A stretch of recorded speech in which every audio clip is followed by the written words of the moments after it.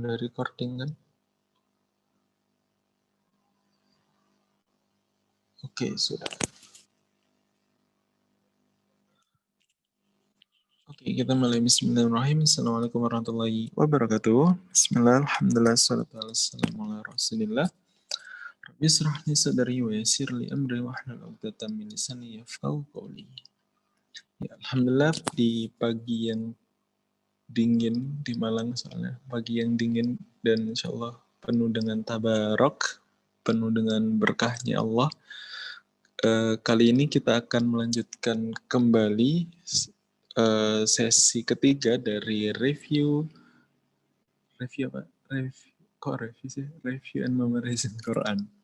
Oke, review dari surah Al-Mulk. Alhamdulillah. By the way, hafalannya udah sampai mana nih sama apa abang-abang atau mbak-mbak mentornya?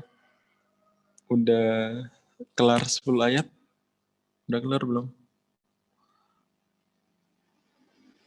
Udah kelar 10 ayat? Wah, insya Allah, alhamdulillah.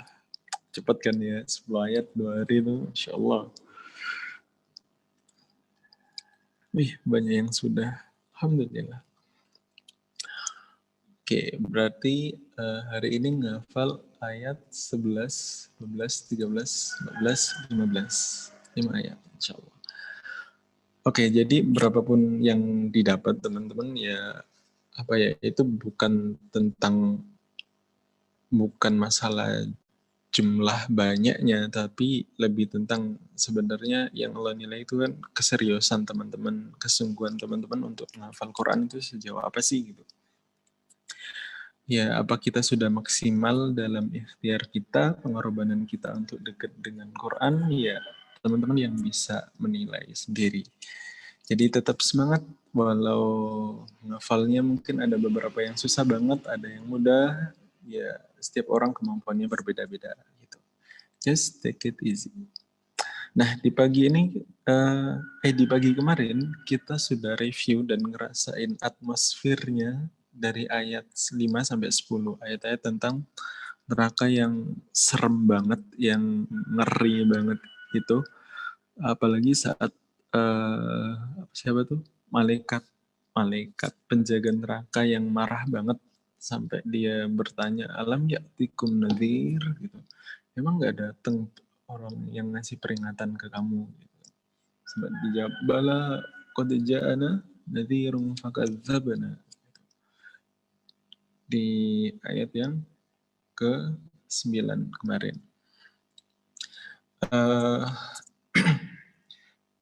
Wait. Oh iya, di ayat yang ke-8, kalau teman-teman perhatiin yang sudah hafal ayat 8 dan ayat 9 gitu kan. Sebenarnya di situ ada sesuatu yang aneh gitu. Gini, harusnya jawaban itu ketika ada orang yang bertanya, kemudian ada orang yang menjawab, harusnya jawaban itu kan sesuai dengan pertanyaannya ya. Misal kalau ditanya, udah makan belum? Jawabannya ya, udah makan atau belum makan. Tapi kalau ditanya udah makan belum, kemudian jawabnya kok udah tidur, belum tidur, itu kan nggak nyambung ya. Nah, kalau teman-teman perhatikan di ayat yang ke-8 kemarin, itu ada pertanyaan dari penjaga neraka yang galak banget itu. Alam ya'tikum nadhir, harusnya jawabannya kan bala qad atana nadhir. Ya kan? Harusnya ketika ditanya alam ya'tikum nadhir, ya'ti, maka jawabannya bala qad. Di sini ja'ana harusnya atana nadhir, bala qad atana nadhir. Soalnya apa? Pertanyaannya ata, maka jawabannya juga ata. Tetapi di sini malaikat itu bertanyanya ata, tetapi jawabannya adalah ja'a gitu. Nah, kalau teman-teman jeli lagi gitu, kenapa sih Allah kok mention ja'a, kenapa kok nggak ata? Kan harusnya kan ata. Ketika ditanya ata, jawabnya juga ata. Tetapi di sini Allah mention dengan kata ja'a. Nah, ini tuh untuk menggambarkan, kemarin kan kita sudah bahas tentang perbedaan ja'a dan ata kan ya. Jadi di sini itu untuk menggambarkan dari segi pemberi nadhirnya, yaitu effort mereka itu besar banget gitu. Jadi dakwahnya Rasulullah itu saat Rasulullah berdakwah itu effortnya gede banget gitu. Itu nggak mungkin dakwahnya itu biasa-biasa aja gitu. Tapi dakwah Rasulullah itu maksimal banget, effortnya itu besar banget. Makanya dari segi yang berdakwah gitu, di sini Allah gambarkan adalah ja'a, artinya ada effort yang besar untuk berdakwah. Kemudian kemarin kita sudah bahas fakad zabana, gitu. Tapi kami mendustakannya. Dustain apa? Fakadzabna apa? Dustain yang dia bawa, dustain Al-Quran, dustain pribadinya, dustain mukjizatnya, dustain Tuhannya, dustain segala hal yang berhubungan dengan dia. Jadi segala hal yang berhubungan dengan nazir tadi, orang-orang ini yang masuk neraka ini mereka mendustakan total semuanya. Segala yang dia ucapkan, yang dia bawa, itu kayak semuanya itu bohong lah. Nggak ada satupun yang benar. Kayak apapun yang dia bilang, nggak peduli, pokoknya bohong. Apa ya? Teman-teman mungkin pernah melihat atau menemukan gitu, ada beberapa manusia, orang gitu, manusia yang dia itu ngejaga banget pride-nya gitu. Kebanggaan dirinya tuh kayak ngejaga banget gitu. Dan dia itu susah banget untuk bilang, maaf ya, ternyata kemarin aku yang salah, kamu yang benar, maaf aku udah nuduh kamu sebagai pembohong gitu. Itu susah banget untuk bilang kayak gitu. Sebab apa? Harga dirinya itu sudah kayak jual mahal banget gitu loh. Ada kayak uh, overload rasa membanggakan diri sendiri gitu. Kayak daripada aku ngakuin kesalahan gitu kan, yang itu hanya bikin harga diriku jatuh gitu, mending aku konsisten dengan ucapanku, tetap dengan ngatain dia bohong, apapun yang terjadi gitu. Nah, orang-orang kafir ini, mereka itu membanggakan dirinya banget gitu, jual mahal akan harga diri, pride-nya itu ngeri banget. Kemudian, manazzalallahu min syai'. Di sini, kalau teman-teman perhatikan, mana ya, tidak, itu kan bahasa Arabnya bisa juga la. Tetapi di sini Allah mention dengan ma. Apa bedanya la dengan ma? Yang teman-teman ikut mandit, biasanya alhamdulillah insya Allah sudah mengerti. Kalau ma itu teman-teman adalah tidak untuk mengkoreksi gitu. Jadi kalimat enggak, tapi fungsinya sekalian apa ya? Selain untuk menegasikan sebuah kalimat, fungsinya juga untuk menegasi apa ya? Mengkoreksi kalimat tersebut. Jadi orang-orang kafir itu sombong banget seolah-olah dia itu tahu yang paling benar gitu. Jadi no no no no gitu, kayak aku koreksi. Aku ini yang benar. Mana zalallahu min syai', enggak. Allah itu enggak ada ceritanya nurunin satu apapun di dunia ini. Satu pun itu nggak ada yang diturunin oleh Allah di dunia ini. Nggak ada tuh yang namanya Quran turun dari langit tuh nggak ada. Gitu. Itu hanya akal-akalan Muhammad aja gitu, bikinan Muhammad aja gitu. By the way, ayatnya tadi kan yang ayat di yang ke-8 itu kan alam ya'tikum nadhir ya, bukan alam ya'tikum rasul. Ya kan, alam ya'tikum nadhir bukan alam ya'tikum rasul. So sebenarnya nadhir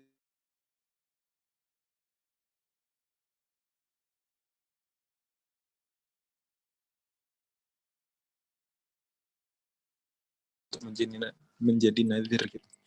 Jadi yang ngingetin orang-orang kafir ini kalau dari segi bahasanya itu nggak cuma Rasulullah doang, tapi banyak banget, mungkin para sahabat juga ngingetin gitu, banyak banget yang ngingetin gitu. Makanya di ayat yang selanjutnya adalah in antum illa fi dhalanin kabir gitu. In antum kan, antum banyak, bukan in anta. Kalau yang ngingetin satu, orang-orang kafir ini bakal nyelanya adalah in anta ilan fi dhalalin kabir gitu kan. Tapi di sini dia tuh orang-orang kafir tuh bilang in antum, artinya banyak banget yang ngingetin dia, banyak banget yang menjadi nazir bagi dia. Meskipun kalau kita baca translate-nya di sini diartikan kamu. Sebenarnya kurang tepat kalau antum itu diartikan kamu. Sebab antum itu jamak gitu, nggak cuma satu orang aja gitu. Jadi yang ngingetin adalah banyak banget. Dan ini orang-orang kafir kayak in antum illa fi dhalalin kabir. Kayak lo kalian semua ini ngapain sih? Kalian itu yang sesat, kalian semua itu yang salah. Kalianlah yang tersesat, kalianlah yang kafir gitu. Bukan aku gitu. Kemudian waqalu law kunna nasma'u aw na'qilu ma kunna fi ashabis sa'ir. Dan mereka berkata sekiranya dahulu kami mendengarkan atau memikirkan peringatan itu, tentulah kami termasuk penghuni neraka yang menyala-nyala. Ini keren banget. Pertama, teman-teman di sini perhatikan ada kata lau. Lau, lau. Lau itu adalah untuk menunjukkan sesuatu yang datangnya terlambat, sesuatu yang telat. Nasi udah jadi bubur gitu, misalnya kayak gitulah. Jadi kesadaran mereka itu udah telat, jadi udah disiksa di neraka baru sadar gitu. Kayak aduh coba deh aku dulu dengerin, coba deh dulu aku itu mikirin gitu. Au nasma'u au naqilu, renungin apa yang disampaikan.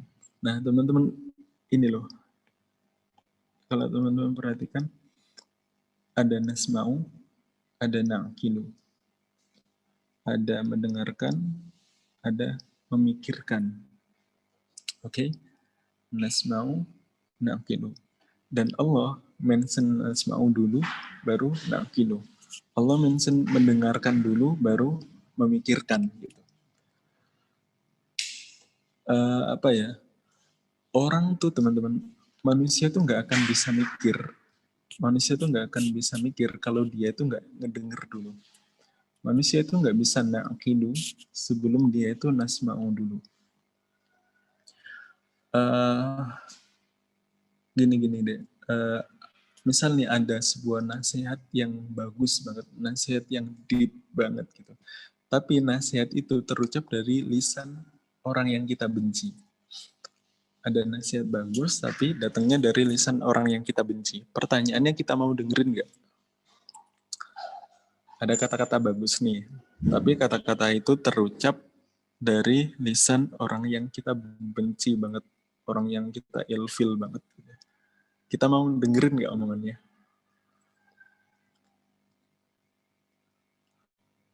Mau dengerin nggak?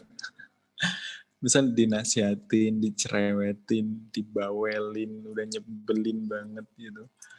Itu mau dengerin nggak? Nggak akan. Kita males banget gitu, dengerin gitu. Nah, artinya apa? Mendengarkan itu sebenarnya adalah bukan sesuatu hal yang mudah. Mendengarkan itu bukan nasma'u, itu bukan sesuatu hal yang mudah. Apalagi orang-orang yang pride-nya itu tinggi banget. Kebanggaan dirinya itu tinggi banget kayak orang-orang kafir tadi. Dan kalau kita baca sirahnya siapa tuh Nabi Nuh di surat Nuh itu ketika Nabi Nuh itu berdakwah pada umatnya, apa itu ayatnya ja'alau asabi'ahum fi adhanihim gitu kan. Jadi ketika Nabi Nuh itu berdakwah bilangin ke kaumnya itu malah menyumbat telinga mereka dengan jari-jarinya. Jadi jari itu dimasukin dalam banget ke telinga, disumbat biar nggak kedenger apa yang dibilang sama Nabi Nuh alaihissalam. Jadi mendengarkan, sekali lagi, itu bukan hal yang mudah. Apalagi jika pride seseorang, kebanggaan diri seseorang itu tinggi. Tinggi banget, merasa tinggi banget. Jadi istilahnya harus humble dulu, harus merendahkan hati dulu agar kita bisa mendengarkan orang lain. Kita nggak mungkin bisa mendengar apa yang diucapkan orang lain, mengambil manfaat apa yang diucapkan oleh orang lain sebelum kita itu merendahkan hati kita ini dulu.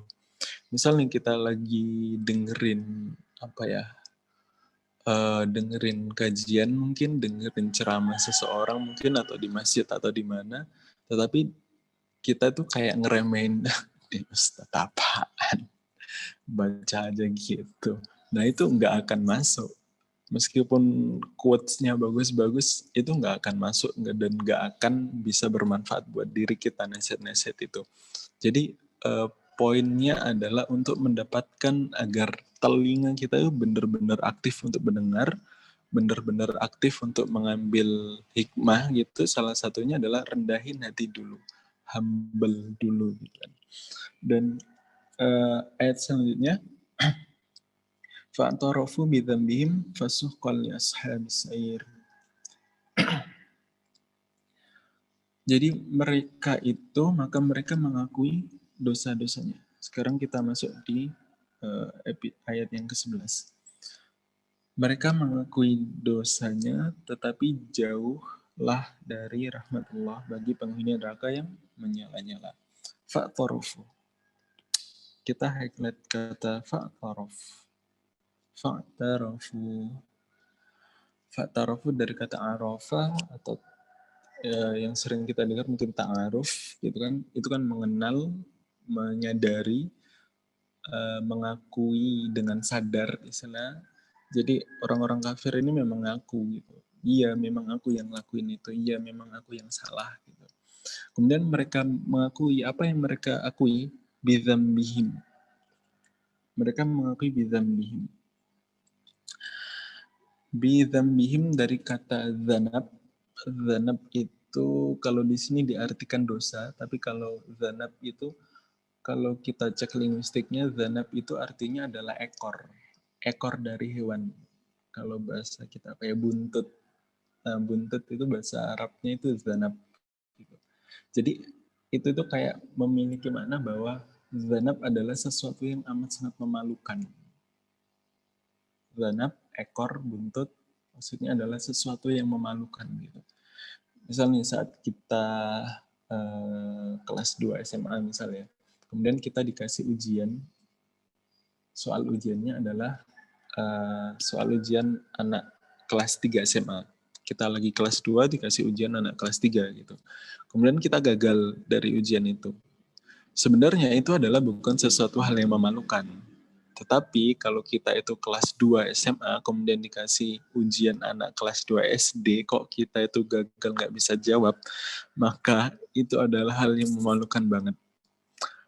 Mereka yang berada di neraka ini, itu mengakui betapa memalukannya diri mereka sendiri. Kayak apa ya, harusnya aku itu mudah banget untuk mendengarin nazir itu. Ketika nazir datang kepadaku, harusnya itu mudah, harusnya aku bisa gitu mengambil peringatan itu, tapi aku nggak dengerin. Dan ini kan memalukan banget gitu. Jadi mereka itu dipermalukan di neraka itu bukan oleh malaikat, bukan oleh orang lain, mereka itu malu karena diri mereka sendiri. Jadi mereka itu mempermalukan diri mereka sendiri. Fasuhqal li ashabis sa'ir. Ashabis sa'ir siapa? Ashabis sa'ir. Ashabi sahabat sa'ir, sahabat neraka yang menyala-nyala. Ashabis sa'ir adalah maksudnya siapa? Syayatin, setan dan orang-orang kafir. Setan dan orang-orang kafir itu disebut sebagai ashabis sa'ir. Nah, kita coba lihat kata fasyuq, fasuhq, fasuhqan. Suhq itu artinya adalah hancur berantakan. Meskipun di sini ditranslate jauh ya, tapi secara bahasa itu bisa berarti hancur berantakan, yang hancur saat apa ya? Kalau teman-teman pernah pernah ngejatuhin gelas atau ngejatuhin piring gitu, kemudian dia hancur, itu kan potong-potongannya itu kayak terlempar jauh gitu kan, jauh banget jaraknya. Jadi kehancuran yang membuat jauh gitu. Tapi kalau di sini ditranslate langsung jauh gitu. Jadi mereka tuh kayak kemarin kan kita sudah ukur itu kan berapa kedalaman jahanam. Nah, kemudian mereka dilemparkan ke sana, kemudian jatuh kayak pecah, kemudian terlempar jauh-jauh gitu loh. Nah, apa ya?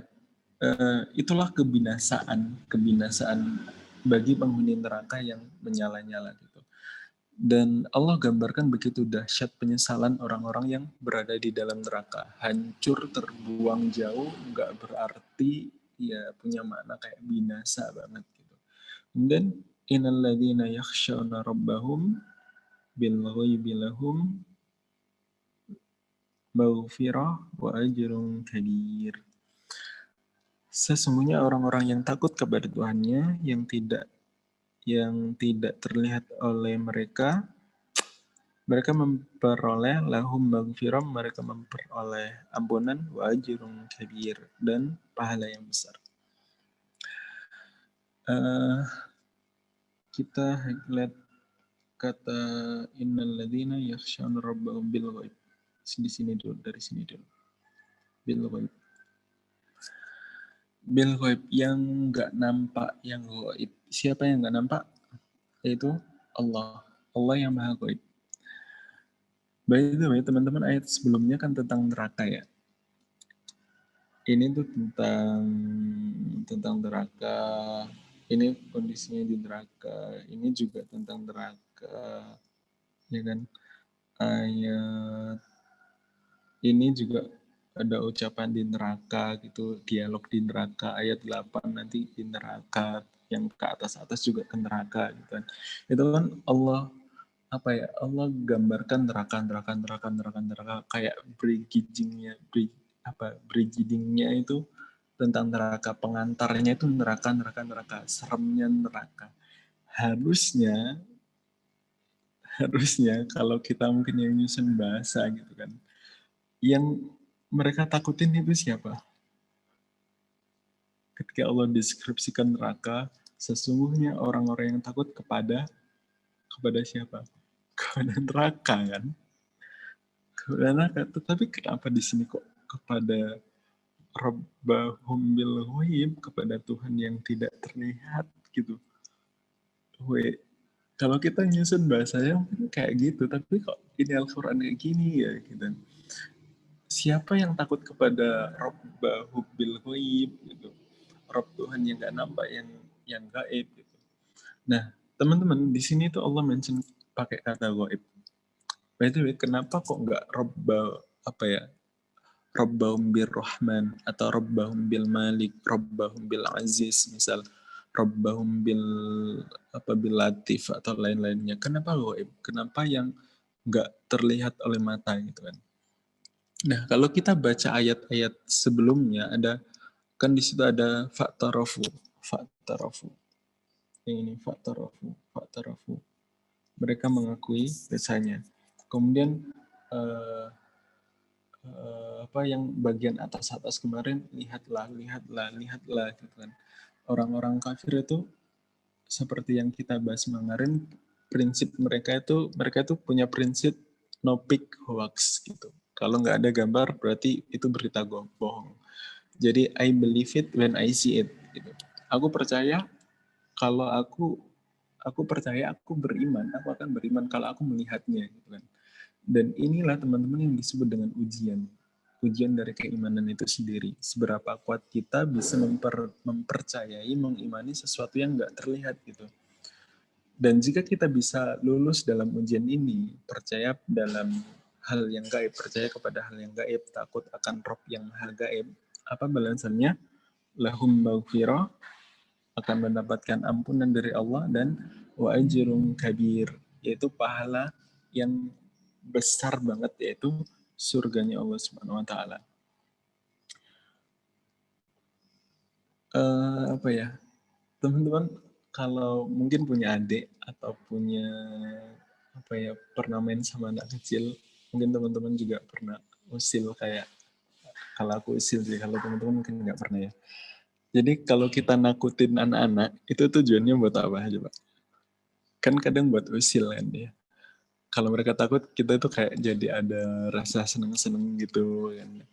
Tetapi kalau Allah nakutin hamba-hambanya, tujuannya apa coba? Kalau kamu takut, kamu akan dapat ampunan. Kalau kamu takut, kamu akan dapat pahala yang besar. Dari ayat-ayat di atas itu Allah deskripsikan betapa ngerinya neraka. Nah kalau kita itu udah takut, kita itu langsung dapat ampunan, kita itu dapat pahala yang besar. Subhanallah, ini kan ya rahmannya Allah banget gitu. Takut aja dapat dapat hadiah loh. Biasanya kalau dulu anak-anak kecil takut malah dia yang rugi kan. Dan di sini sebenarnya kita bisa ambil hikmah juga tentang inilah uniknya seorang muslim gitu. Muslim tuh unik banget. Seorang yang beragama Islam itu unik banget. Dia itu bisa mengimani sesuatu yang nggak dia lihat. Dia bisa mempercayai sesuatu yang belum dia lihat gitu. Bisa mencintai sesuatu yang tak terlihat gitu. Kita kan bisa mencintai Rasulullah sedangkan kita itu belum pernah melihat Rasulullah sama sekali kan. Jadi seorang muslim itu ya jangan heran kalau nanti ada seseorang yang mungkin menyayangi teman-teman gitu kan. Dia itu tidak lagi memperdulikan rupa fisikmu gitu ya. Jadi ada seorang muslim nanti mungkin dia menyayangi teman-teman yang dia itu sama sekali nggak peduli banget dengan rupa wajah fisik Anda. Ya jangan heran lagi emang muslim itu kayak gitu. Jadi mereka itu sudah terlatih dengan mencintai sesuatu yang tidak terlihat, meyakini sesuatu hal yang tak terlihat. Jadi physically itu sebenarnya bagi seorang muslim itu eh, kalau bermasalah hati ya, masalah keyakinan itu sebenarnya nggak nggak terlalu penting gitu dalam tanda kutip gitu. Nah, gini teman-teman, sekarang coba kita sedikit analisa beberapa ayat yang di atas ini. Kabus dulu. Mana ya mana? Di sini ada nasma'u, ganti merah aja.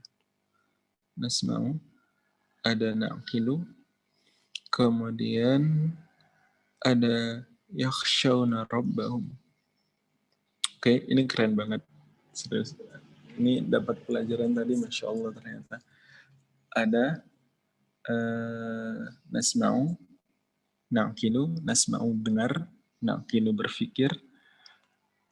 Kalau teman-teman disuruh mendengar dan berpikir, itu bagian organ mana yang aktif gitu? Bagian mana sih dalam tubuh kita yang kena trigger mengaktifkan bagian tubuh kita yang mana sih? Kalau nak tidur pikir, maka yang aktif otak. Yep, otak. Kemudian kalau yakhshawna rabbahum, takut. Kalau takut kita takutnya yang mana? Hati. Yep. Ayat 10 itu tentang otak. Ayat 12 itu tentang hati. Jadi seseorang yang beriman itu nggak cuma pikirannya aja, tapi hatinya juga. Keduanya harus sama-sama aktif. Ketika kita itu sudah nasma'u, kita itu sudah mendengarkan, kemudian kita itu na'kinu, kita berpikir. Yang selanjutnya adalah langsung masuk ke hati gitu. Yakhshawna rabbahum gitu. Jadi orang-orang beriman itu nggak cuma pikiran aja, tetapi hatinya juga. Sekali lagi keduanya harus sama-sama aktif, sama-sama dipakai dalam beragama ini. Gini, gini, bentar. Aku kasih analogi deh. Ada beberapa orang, mungkin teman-teman pernah menemuinya, sekali lagi,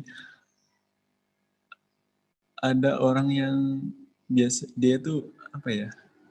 Emosi. Jadi emosi seseorang itu biasanya akan mendikte pikiran seseorang. Aku ulangin lagi. Emosi seseorang itu biasanya akan mendikte pikiran seseorang, mengatur pikiran seseorang. Jadi ada orang yang emosinya itu menjadikan pikirannya itu jadi terdikte gitu. Jadi perasaannya itu mengatur pola pikirnya. ketika hatinya itu kena, pola pikirnya itu jadi kayak budak gitu loh. Pernah nggak lihat orang yang marah gitu, orang yang lagi marah banget? Itu kan hatinya lagi panas ya, emosi. Kemudian bagaimana pikirannya? Nggak jarang orang yang marah itu pasti berpikiran jangka pendek. Dia itu nggak bisa berpikir jernih, nggak bisa berpikir jangka panjang. Dan apalagi orang yang baperan. Orang yang baperan, sorry itu sih ya, orang yang melankolis banget, itu biasanya dia tuh sulit banget untuk diajak berpikir jangka panjang. Sorry banget. Orang yang melankolis, yang baperan, itu biasanya sulit banget untuk diajak berpikir jangka panjang. Dan Al-Quran, teman-teman, Al-Quran itu bukan sekedar kitab informasi, bukan sekedar kitab penuh hikmah dan pelajaran, tetapi Al-Quran itu adalah kitab paradigma. Misalnya. Al-Quran itu adalah apa ya? Mengajarkan kita juga tentang cara berpikir atau kerangka berpikir.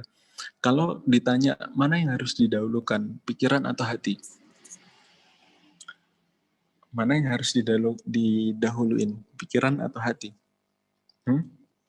Kalau kita lihat struktur ayatnya ini, yang duluan yang ayat tentang hati atau tentang pikiran? Jadi Al-Quran itu mengajarkan kita cara berpikir. Cara berpikir dari susunan-susunannya itu Allah ajarkan di situ. Cara berpikir, pikiran dulu atau hati dulu. Pikiran dulu atau hati dulu. Nasma'u, na'kilu, kemudian yakhshawna rabbahum. Pikiran teman-teman itu harus didahulukan. Baru kemudian hati, perasaan, emosi. Pemikiran yang jernih, gini teman-teman. Pemikiran yang jernih itu akan ngebimbing perasaan kita ke arah yang tepat. Sekali lagi, pemikiran yang jernih itu akan membimbing perasaan kita ke arah yang tepat, ngarahin perasaan kita ke arah yang tepat. Kalau pemikiran kita jernih, kita akan tahu siapa yang seharusnya disayangi. Kalau pemikiran kita itu jernih, kita akan tahu siapa yang harusnya kita benci, siapa yang seharusnya kita cintai, siapa yang harusnya kita takuti, siapa yang seharusnya kita rindui. Jadi kalau pikiran kita nggak jernih, kita akan sembarangan itu. Kita ya kalau ada yang istrinya cinta buta ya berarti dia itu memang nggak pakai otak gitu. Jadi cinta, mohon maaf ya. Jadi kalau ada orang cinta buta berarti dia tuh langsung ke hati, nggak diolah ke pikiran dulu gitu. Padahal Al-Quran sudah memberikan bagaimana kerangka berpikir gitu. Jadi menyayangi seseorang, misal kalau teman-teman lagi menyayangi seseorang ya, menyayangi seseorang itu enggak juga dengan hati gitu. Menyayangi seseorang tuh enggak apa ya, enggak juga dengan hati, maksudnya enggak hanya dengan hati gitu. Tapi sayangilah seseorang itu dengan pikiran kita. Kalau kita benar-benar menyayangi orang yang kita sayangi, seseorang itu akan berpikir bagaimana membuat dia bahagia. Kita akan berpikir bagaimana agar bisa selalu ngejagain dia. Kita akan berpikir bagaimana kita nggak nyakitin dia. Itu kalau kita menyanyi dengan pikiran gitu. Jadi masukin ke otak dulu sebelum masuk ke hati. Dan ini yang diajarkan oleh Al-Quran dari apa ya? Kalau kita ambil hikmah dari kerangka berpikirnya, otak dulu, dicerna dulu, ini baik atau buruk dulu, baru dimasukkan ke dalam hati. Nah, wasiru kaulakum aw jaharu bi. Next ayat.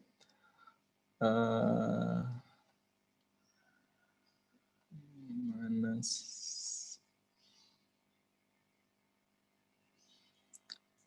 mana tadi? Wasiru kaulakum aw jaharu bi. Dan rahasiakanlah perkataanmu, wasiru kaulakum, dan rahasiakanlah perkataanmu, aw jahar, atau lahirkanlah, jaharkanlah. Innahu, sesungguhnya dia, alimun bidatis sudur, mengetahui segala isi hati. Dalam keimanan kita kepada yang tadi, Rabbahum bil ghaib, kepada Rabb yang maha ghaib, sebenarnya it's okay. Jadi kalau kita itu punya sesuatu yang dirahasiakan. Kalau kita itu merahasiakan perkataan kita, it's okay.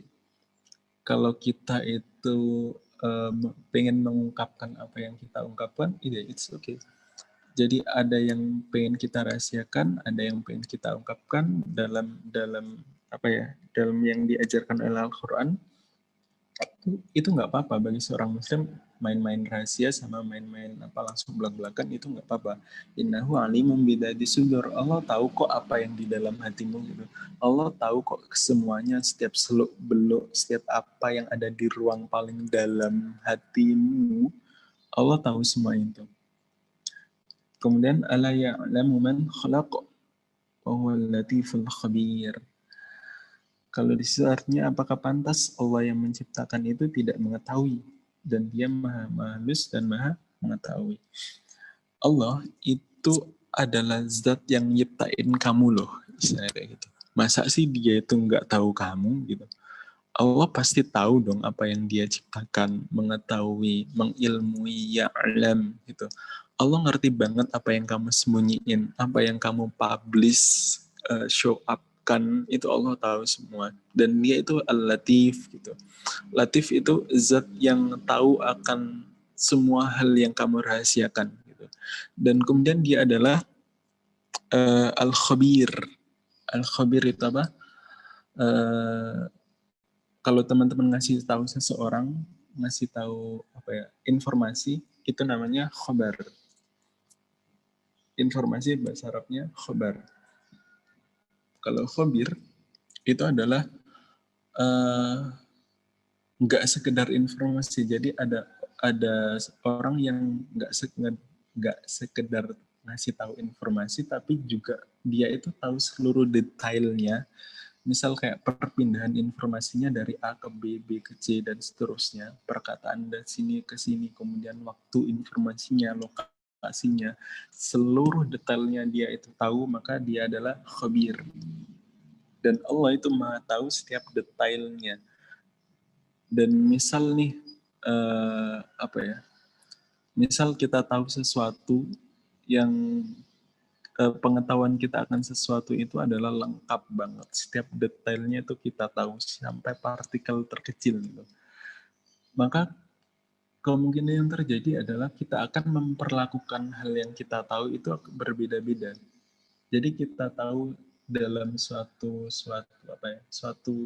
rumah ada bagian A dan B. Ternyata A dan B itu karena kita tahu detailnya itu berbeda, maka otomatis perlakuan kita akan berbeda. Al-Khabir itu di sini match banget dengan Al-Latif. Jadi Allah itu akan handle setiap hal terkecil dengan latif, dengan lembut banget, dengan halus banget. Kemudian ayat yang ke-15, huwallazi ja'ala lakum al-ardha dhalulan famshu fi manakibiha wa kulu min rizqihi wa ilaihi nusyur. Dan dialah yang menjadikan bumi itu mudah bagimu, maka berjalanlah ke semua penjuru dan makanlah sebagian rezekinya. Dan hanya kepadanya kamu kembali dan dibangkitkan. Wallazi ja'ala lakumul ardha dhalul. Dan dialah yang menjadikan lakum untukmu bumi ardha jadi sesuatu yang zalul. Oke. Zalul itu adalah sesuatu yang mudah dibentuk. Apa ya? Sesuatu yang mudah. Zalul itu sesuatu yang mudah, sesuatu yang apa ya? Tunduk, humble, melayani. Yang kemarin ikutan mandat review surah Al-Zalzalah, masih ingat betapa bumi ini sesungguhnya marah banget pada manusia, udah geram banget pengen ngeguncangin dirinya sendiri, ingin segera ngehukum manusia, ingin segera nyiksa manusia dalam kubur dengan menghimpitnya, meremukkan tulang-tulangnya. Jadi bumi ini pun bisa kapan aja gempa, gunung meletus, tapi semuanya itu zanulan. Allah tundukin bumi ini, Allah tenangin bumi ini. Allah jadikan ia itu bagi apa ya? Allah jadikan bumi ini pelayan bagi yang ada di atasnya. Allah jadikan bumi ini humble banget ke manusia, lakum gitu. Dan harusnya, wait, ada mobil. Oke. Dan harusnya kita itu juga ingat teman-teman, ini juga reminder banget bahwa kita itu kan diciptakan dari tanah ya. Bumi ini juga dari tanah. Jika bumi saja itu bisa humble banget, kenapa sih kita nggak bisa gitu? Padahal kan bahannya sama, asalnya sama. Jadi apa? Kalau misalnya nih, kalau kamu wahai manusia yang diciptakan dari tanah kok bersifat angkuh, kok sombong, misalnya mau kalau Allah itu bersifat adil juga, yang aku ciptain dari tanah lain juga sombong sepertimu. Aku jadiin gempa nih bumi sini gitu. Jadi kalau kamu itu nggak pengen bumi itu apa ya? Kalau kamu nggak pengen bumi yang dari tanah ini gempa, ngamuk gitu. Kamu yang dari tanah ini juga jangan ngamuk seenaknya juga gitu, nggak taat sama Allah gitu kan. Dan serius nih kalau kita lihat bumi, lihat kaki kita napak di mana, gitu. Harusnya kita malu banget. Sama-sama diciptain dari tanah, bumi itu bisa taat banget ke Allah, bisa humble banget, nggak marah, nggak gempa pada waktu, nggak gempa sebelum waktunya, gitu kan. Kalau bumi saja bisa begitu taat kepada Allah gitu, masa kita manusia yang sama-sama dari tanah itu sulit banget buat taat ke Allah. Huwaladzi ja'ala lakumul arda dzalulan. Kemudian famshu. Famshu maka di situ apa itu? Jelajahilah. Maka jelajahilah. Apa ya? Famshu itu berjalan kayak jalan santai gitu loh, jelajah jalan santai. Nah, kenapa kok manusia itu bisa jalan? Kenapa manusia bisa berjalan di atas bumi ini? Sebab bumi ini sudah dibikin zalulan oleh Allah. Sebab bumi ini sudah dibikin humble oleh Allah. Allah tundukkan bumi ini. Kalau misalnya kalau gempa, manusia itu bisa jalan nggak kalau gempa? Kalau bumi ini ngamuk, manusia bisa jalan nggak? Aneh kan ya, kalau gempa dahsyat banget, manusia itu terkadang bukan lari, tetapi bingung banget nggak bisa jalan gitu. Dan famshu fi mana kibia, ke segala penjurunya gitu. Mana kibia dari kata nakabah. Nakabah itu kalau bahasa kita apa ya? Off-road.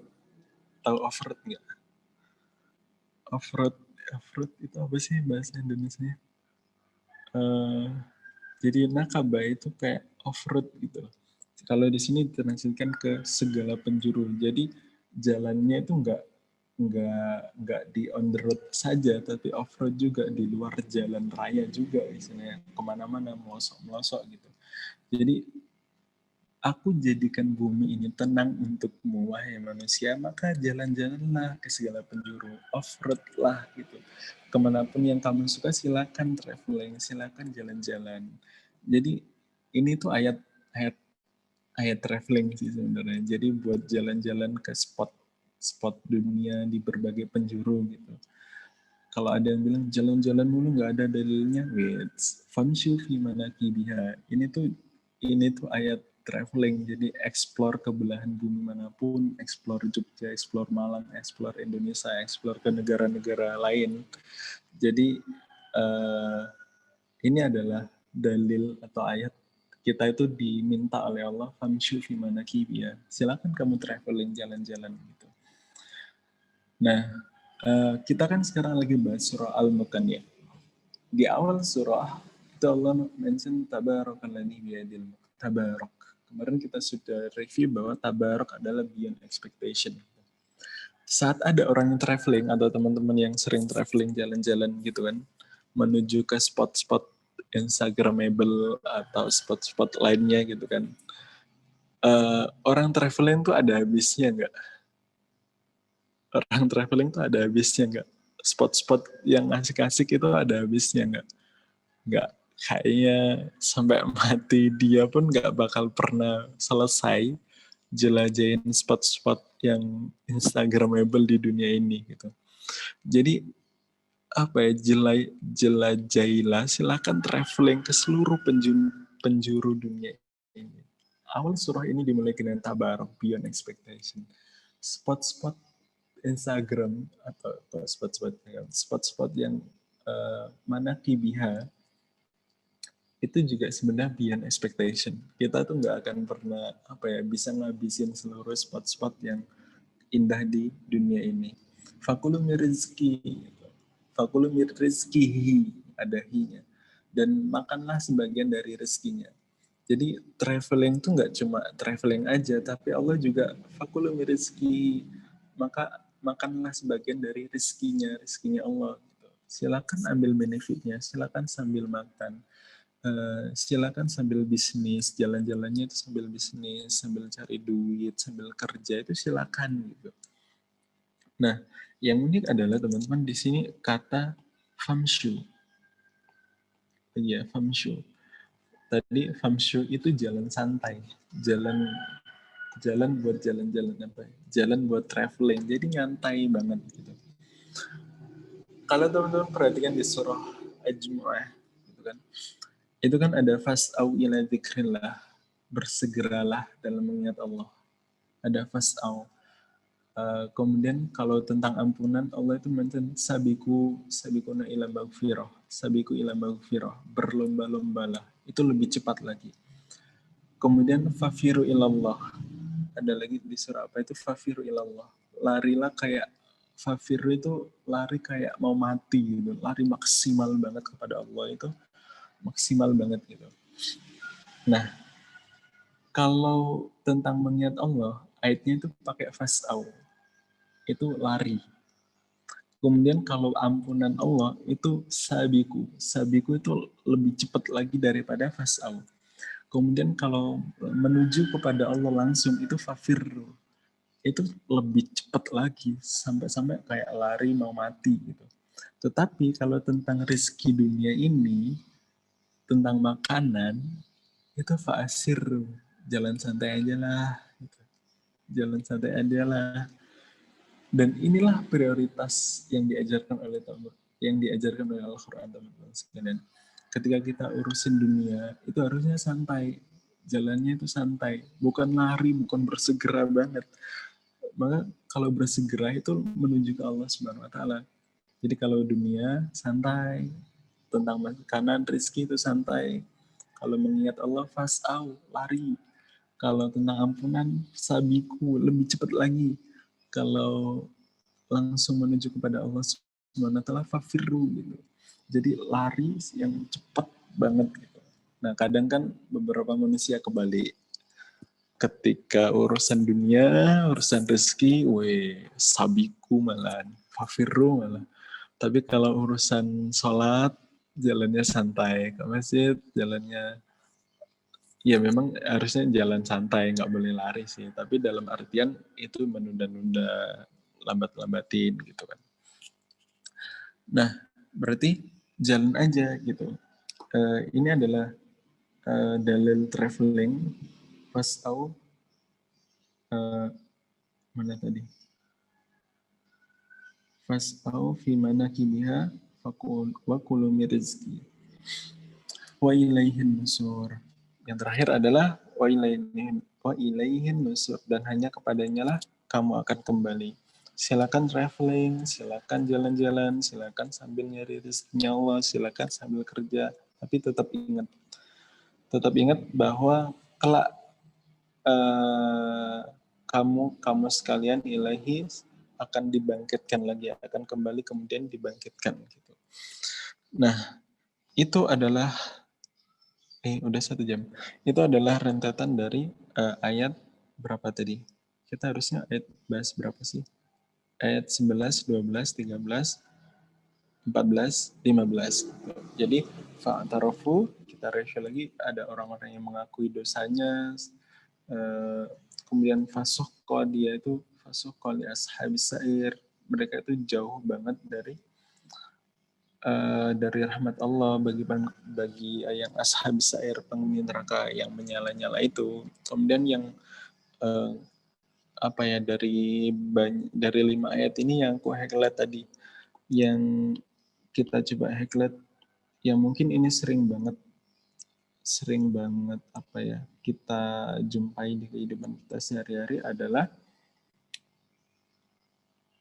yakhshawna rabbahum, mana yakhshawna rabbahum, yakhshawna rabbahum ini sama yang ayat atasnya tadi tentang nasma'u dengan nafilu. Kita tuh sebagai seorang muslim sekali lagi harus mendahulukan pikiran kita daripada hati. Biar apa? Biar yang masuk ke hati itu benar-benar sudah difilter oleh pikiran kita. Jadi nggak sembarangan. Jadi hati itu kayak kayak apa ya, tempat tempat tertinggi di dalam diri kita gitu. Jadi pikiran itu kayak bodyguardnya gitu. Kalau mau masuk ya lewatin pikiran dulu. Jadi jangan sampai kita itu eh, ketika hatinya sudah kena, soalnya ketika hati seseorang itu sudah kena, pikirannya itu sudah langsung ikut tadi. Kayak contohnya adalah orang yang marah tadi. Kita orang yang marah itu susah banget buat berpikir jernih. Nah, itu teman-teman sekalian sedikit aja pada pada ini sesi ketiga ini. Kita nanti coba lanjut lagi di sesi yang keempat di esok hari insya Allah. Kalau di esok hari kita sudah sampai di gerbong yang berapa? Gerbong yang berapa? 3. Gerbong ketiga ada yang ingat tentang apa? Jadi kemarin ayat 1-4 itu tentang kekuatan atau kekuasaan Allah. Ayat 5-15 itu tentang neraka dan surga. Dan ayat ketiga besok ini ngeri banget tentang ancaman amintum, amintum, amintum. Dan itu adalah bagian, kalau aku tersusah ngafal salah al-mulk di bagian itu, soalnya ayatnya kembar-kembar amintum man fis sama, amintum ada double-double. Jadi tetapi kalau kita sudah paham artinya nanti lebih mudah insya Allah, soalnya ada urutannya habis ini. Gitu teman-teman sekalian, ini wow, insya Allah 191 chat, sudah jam 5:30. Terima kasih teman-teman yang sudah menyempatkan waktunya pada pagi hari ini. Sampai jumpa di di di di di di mana? Di hari esok, insya Allah di subuh esok. Gitu, tetap semangat terus ngafalnya. Yang berhalangan bisa sambil dengerin ngafalnya, pakai dengerin MP3 kayak atau dengerin YouTube gitu. Jadi meskipun terutama teman-teman yang cewek lagi halangan gitu, itu jangan dijadikan alasan untuk kita nggak interaksi dengan Quran. Ada cara interaksi lain dengan Quran, apa ya, kalau memang teman-teman pakai dalil yang di surah Al-Waqi'ah itu, yang nggak boleh menyentuh kecuali orang-orang yang suci.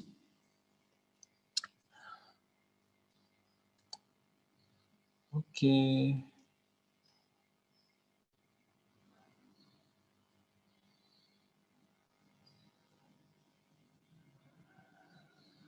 Oke, sampai jumpa di gerbong 3.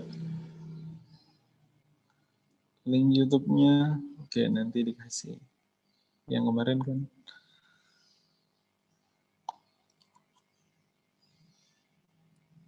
Gitu teman-teman, makasih banget. Silakan yang mau live, silakan beraktivitas. Jangan lupa mandi, sarapan, nyapu-nyapu. Yang mau masak, silakan dilanjutkan masaknya kembali. Masak apa sih pagi-pagi jam segini? Oke, aku matiin recordnya dulu.